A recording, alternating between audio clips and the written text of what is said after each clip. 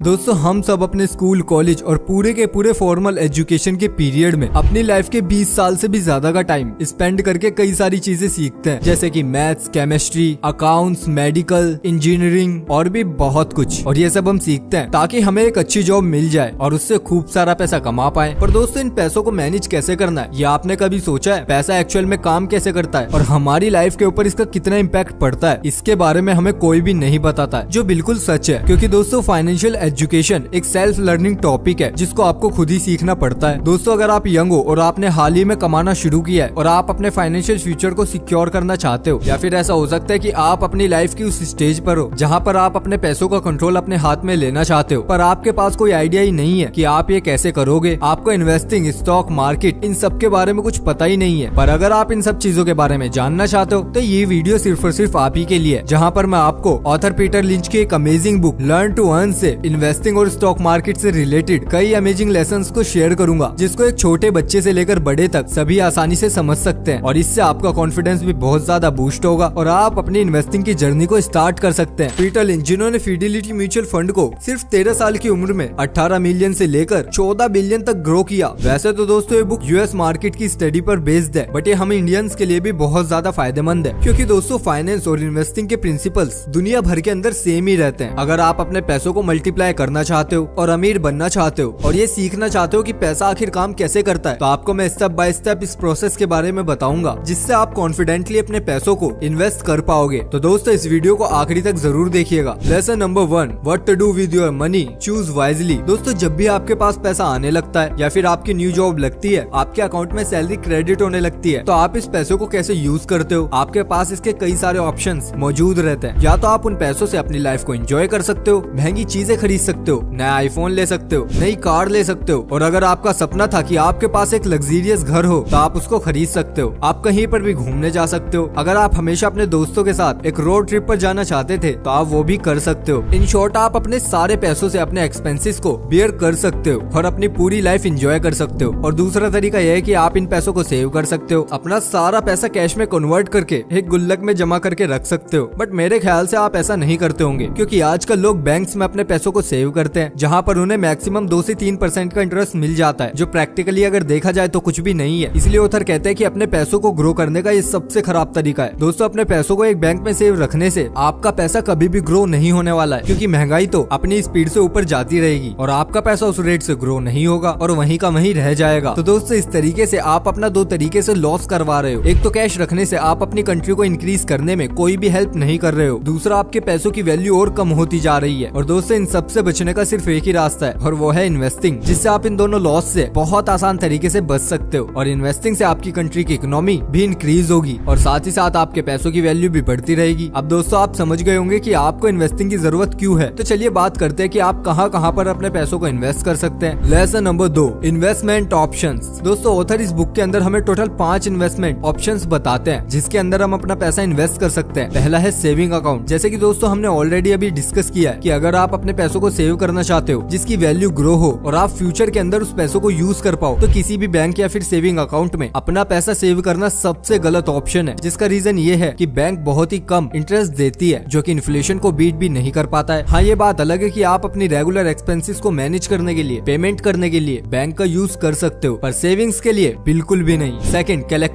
Collectibles यानी कि कुछ ऐसी चीजें खरीद कर रख लेना जिनकी वैल्यू आपको लगता है कि फ्यूचर में इंक्रीज हो सकती है और आप उनको बेचकर प्रॉफिट कमा सकते हो। अब दोस्तों किसी भी चीज की वैल्यू इंक्रीज क्यों होती है, ऑथर इसके 2 रीजन देते हैं। पहला तो ये है कि वो चीज ज्यादा डिजायरेबल हो जाती है, लोग उसकी ज्यादा डिमांड करने लग जाते हैं और वो चीज जिसके भी पास होती है वो उसको हाई प्राइस में सेल कर सकता है। जिसका सबसे बेस्ट एग्जांपल है 1962 में रिलीज हुई स्पाइडरमैन की सबसे पहली comic book amazing fantasy number 15, जो उस टाइम पर 12 सेंट्स की बिक रही थी और अभी रिसेंटली उसको किसी ने हेरिटेज ऑक्शंस में $3.6 मिलियन में सेल किया है, क्योंकि उसने कई सालों तक इस ओरिजिनल कॉमिक को परफेक्ट कंडीशन में रखा हुआ था। और साथ ही आज के टाइम पर स्पाइडरमैन एक बहुत ही फेमस कैरेक्टर है, तो यही कारण था कि वो इस कॉमिक को इतने हाई प्राइस में सेल कर पाया। सेकंड रीजन है इन्फ्लेशन। दोस्तों जब भी महंगाई बढ़ती है तो कुछ चीजें इतनी ज्यादा बढ़ जाती हैं जिनको सेल करने से आप प्रॉफिट बुक कर लेते हो। जैसे कि एग्जांपल के लिए अभी रिसेंटली क्रिप्टो बूम पर है और सिलिकॉन शॉर्टेज की वजह से कंपनियां ग्राफिक कार्ड को मैन्युफैक्चर नहीं कर पा रही हैं। इसीलिए मार्केट के अंदर जिसके पास भी ग्राफिक कार्ड है वो हाई डिमांड और लो सप्लाई की वजह से अपने ग्राफिक कार्ड को बहुत ज्यादा हाई प्राइस में सेल कर रहे हैं। तीसरा है बॉन्ड। दोस्तों बॉन्ड में इन्वेस्ट करना ऐसा ही है जैसे कि आप किसी को कर्ज देते हो और वो आपको कुछ % इंटरेस्ट के रूप में बढ़ा के वापस देता है। ऐसे ही दोस्तों आप किसी पर्सन को उधार देने की बजाय गवर्नमेंट या फिर किसी प्राइवेट कंपनी को कॉन्ट्रैक्ट साइन करते हो जिसको आप एक फिक्स इंटरेस्ट रेट पर उधार देते हो, जिसको बॉन्ड कहा जाता है। दोस्तों इसके अंदर रिस्क कम होता है क्योंकि किसी भी सरकमस्टांसेस में कंपनी या फिर गवर्नमेंट को इंटरेस्ट रेट के साथ आपको पैसा वापस ही करना होता है। नंबर 4 है हाउसेस और अपार्टमेंट। दोस्तों एक अच्छी प्रॉपर्टी में अपना पैसा इन्वेस्ट करना आपके द्वारा लिया गया सबसे अच्छा डिसीजन हो सकता है बाकी सारी इन्वेस्टमेंट में से। इसके अंदर अच्छी बात यह है कि आप इसको खरीद कर यूज भी कर सकते हो, वहीं पर आपको इसका प्राइस बढ़ने का भी फायदा मिलता रहेगा, या फिर आप एक घर खरीद कर उसको रेंट पर भी दे सकते हो जिससे कि हर मंथ आपको एक अच्छी पैसिव इनकम भी आती रहेगी। पर दोस्तों अगर देखा जाए तो किसी भी एवरेज इंसान के लिए घर खरीदना एक बहुत ही मुश्किल टास्क है क्योंकि इसके लिए आपके पास बहुत ज्यादा पैसा मौजूद होना चाहिए जो हर किसी के पास मौजूद नहीं होता, स्पेशली उन लोगों के पास जिन्होंने अभी रिसेंटली अर्न करना शुरू किया है। वेल दोस्तों मेरे हिसाब से आपके लिए सबसे बेस्ट ऑप्शन है नंबर 5 यानी कि स्टॉक्स। दोस्तों ये सबसे बेस्ट ऑप्शन इसलिए है क्योंकि स्टॉक इन्वेस्टिंग में आपको बहुत ज्यादा अमाउंट की जरूरत नहीं है। आप बहुत ही कम पैसों के साथ अपनी इन्वेस्टिंग की जर्नी को स्टार्ट कर सकते हो। किसी भी कंपनी के स्टॉक को बाय करने का मतलब ये होता है कि आप उस पर्टिकुलर कंपनी के कुछ हिस्से को खरीद लेते हो यानी कि उसके मालिक बन जाते हो। जैसे दोस्तों आप कोई बिजनेस शुरू करते हो जहाँ पर आपको अगर प्रॉफिट हुआ तो वो भी आपका और अगर लॉस हुआ तो वो भी आपका। वैसे दोस्तों जिस भी कंपनी के अंदर आप इन्वेस्ट करते हो वो आपकी कंपनी बन जाती है, जहाँ पर प्रॉफिट हुआ तो भी आपका और लॉस हुआ तो भी आपका। इसलिए दोस्तों आपको जरूरत है कि आप एक ऐसी कंपनी के अंदर इन्वेस्ट करो जो फ्यूचर के अंदर सक्सेसफुल हो, जिसके अंदर आपका इन्वेस्ट किया हुआ पैसा फ्यूचर में आपको अच्छे रिटर्न्स दे सके। पर दोस्तों कौन सी कंपनी सही है और किस कंपनी के स्टॉक्स को खरीदना चाहिए ये हमें कैसे पता लगेगा? तो दोस्तों इसका जवाब आपको हमारे अगले पॉइंट में मिल जाएगा। लेसन नंबर 3, इन्वेस्ट योरसेल्फ और let someone invest for you.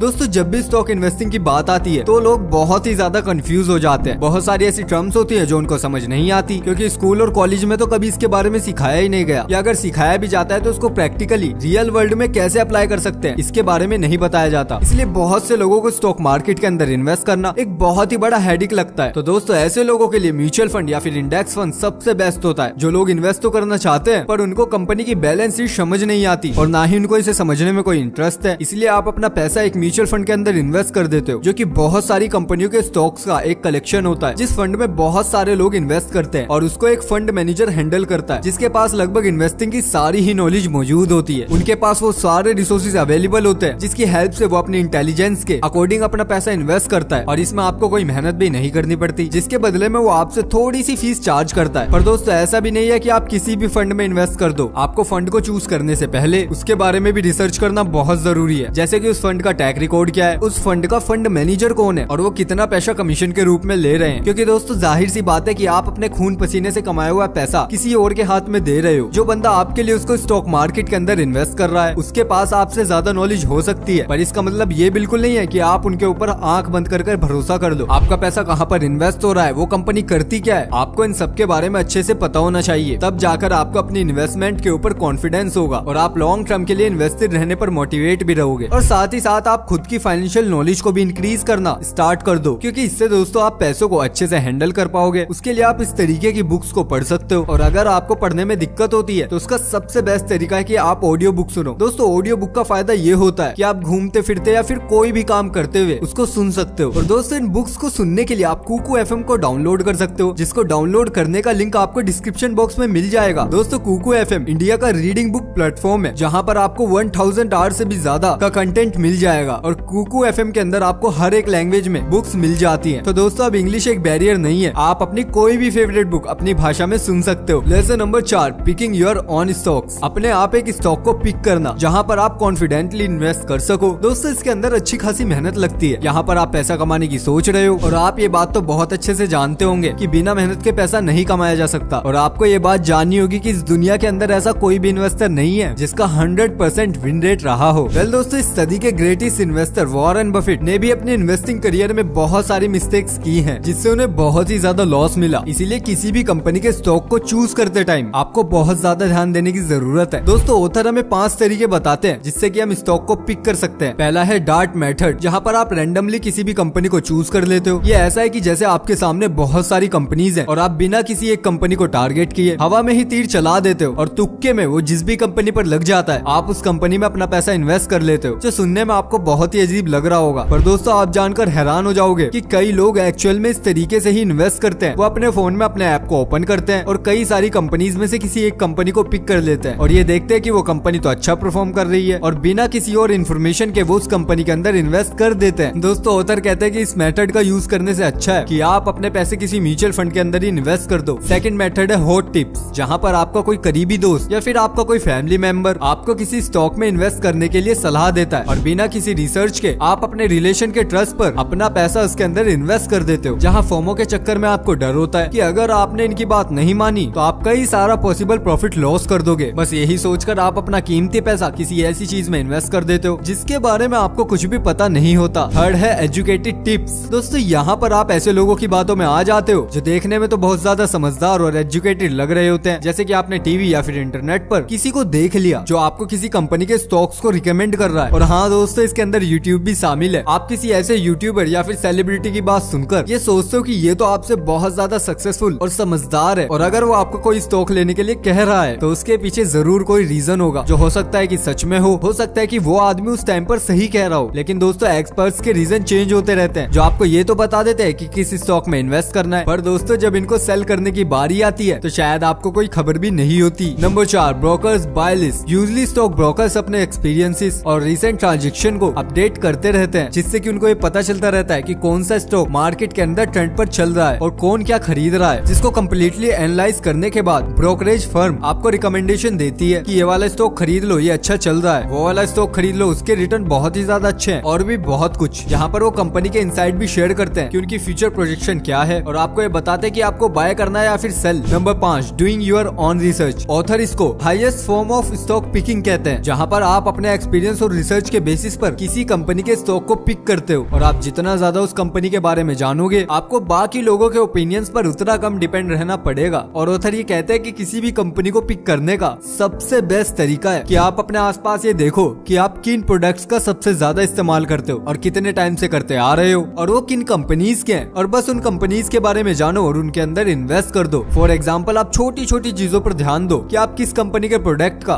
Shampoo use करते हो, किस कंपनी का ऑयल यूज करते हो, आपकी दीवारों पर किस कंपनी का पेंट है, जिसका मतलब ये हो सकता है कि इन कंपनीज के प्रोडक्ट आप कई सालों से यूज करते आ रहे हो, यानी कि ये कंपनीज अच्छा परफॉर्म कर रही है और आप आगे भी इन्हीं के प्रोडक्ट यूज करने वाले हो। तो प्रोडक्ट के साथ साथ इन कंपनीज के बारे में आप और जानकर इन कंपनीज ने पास में कैसा परफॉर्म किया है और कंपनी कितना प्रॉफिट अर्न करती है, इनके फ्यूचर के प्रोजेक्शन क्या क्या है, इस कंपनी को कौन मैनेज करता है, इसके बारे में अच्छे से रिसर्च करके इनके अंदर आप इन्वेस्ट कर सकते हो। अब आता है lesson number 5, invest with discipline for very long term. दोस्तों हर किसी को एक मैजिक फॉर्मूला चाहिए, एक श्योरिटी चाहिए जहाँ पर कोई भी उन्हें ये बता दे कि आपको ये करना है और आप अमीर बन जाओगे। पर दोस्तों मैजिक फॉर्मूला तो आप खुद ही हो। आपको चाहे कितनी भी नॉलेज मिल जाए, आपको कंपनी के बारे में सब कुछ समझ आ जाए, फिर भी अगर आप डिसिप्लिन होकर इन्वेस्ट नहीं करोगे तो आप कंपाउंडिंग के मैजिक को फील ही नहीं कर पाओगे, जहाँ पर आपका पैसा लिटरली मल्टीप्लाई होता है। हर किसी को ये लगता है कि वो एक लॉन्ग टर्म इन्वेस्टर है, पर जैसे जैसे उसके स्टॉक का प्राइस गिरने लगता है तो वो अपने स्टॉक को सेल कर देते हैं और एक मोमेंट में ही उनका लॉन्ग टर्म सक्सेसफुल इन्वेस्टर का माइंडसेट एक फेलियर में कन्वर्ट हो जाता है। कई बार लोग एक स्टॉक को बहुत अच्छे प्राइस पर खरीद लेते हैं, उन्हें लगता है कि इससे उनको लॉन्ग टर्म में बहुत अच्छे रिटर्न्स मिल सकते हैं और वो बहुत अमीर हो जाएंगे। और दोस्तों नो डाउट वो बिल्कुल सही सोच रहे होते हैं, पर जैसे कुछ मंथ में या फिर 1-2 सालों में उनका पैसा डूबने लगता है तब वो लॉन्ग टर्म के बारे में नहीं सोच पाते और वो इमोशंस में आकर अपना करोड़ों का लॉस करवा लेते हैं। तो दोस्तों प्रॉब्लम यहाँ पर आपकी थिंकिंग या फिर नॉलेज में नहीं है, प्रॉब्लम तो आपके डिसिप्लिन में। इन्वेस्टिंग से अपना फाइनेंशियल फ्यूचर सिक्योर करने में बहुत सारा पेशेंस और इमोशनल कंट्रोल चाहिए। आपको बहुत सारे सही डिसीजंस लेने होंगे, कई बार आप फेल भी हो जाओगे, आपको आपका पैसा डूबता हुआ भी नजर आएगा, पर अगर आप मेंटली स्ट्रॉन्ग रहते हुए लॉन्ग टर्म तक इन्वेस्टेड रहोगे तब जाकर आप फ्यूचर में अपनी डिजायर लाइफ अचीव कर पाओगे। तो दोस्तों मुझे लगता है कि आपको इन्फॉर्मेशन काफी अच्छी लगी होगी और अगर आपको इन्फॉर्मेशन पसंद आई तो प्लीज यार इस चैनल को सब्सक्राइब कर दो, वीडियो को लाइक कर दो। मिलते हैं बहुत जल्द आपसे अगली वीडियो में, तब तक के लिए बाय बाय, अपना ख्याल रखिएगा।